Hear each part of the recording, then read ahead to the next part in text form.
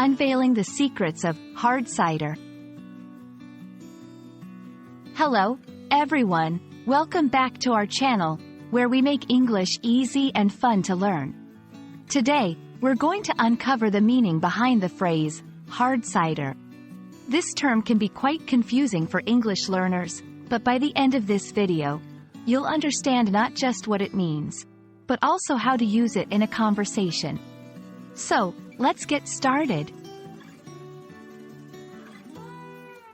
When you hear the word cider, you might think of a sweet drink made from apples. However, when we add the word hard in front of it, we're talking about something quite different. Hard cider refers to an alcoholic beverage made from the fermented juice of apples. It's similar to apple juice, but it's gone through a fermentation process that produces alcohol. So, while apple cider can be enjoyed by all ages, hard cider is strictly for adults over the legal drinking age. The term hard cider has an interesting background. Historically, in the UK, cider always meant the alcoholic version. However, when English speakers from the UK came to the United States, they found that Americans were calling sweet, non-alcoholic apple juice cider. To distinguish between the two, Americans started referring to the alcoholic drink as hard cider.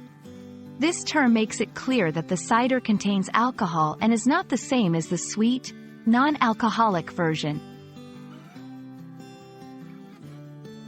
Now that we know what hard cider means, let's put it into context. Here are a few examples of how you can use this phrase in a sentence. After a long day at work, a glass of hard cider is my go-to relaxation drink. Do you prefer hard cider or beer? They both have unique tastes. At the fall festival, they were serving homemade hard cider and it was delicious.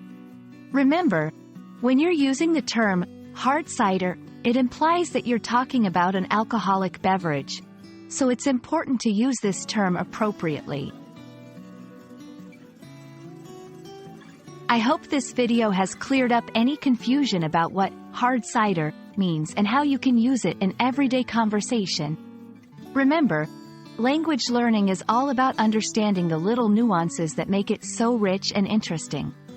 If you found this video helpful, please give us a thumbs up and subscribe for more English language learning content. Until next time, keep practicing and stay curious. Cheers!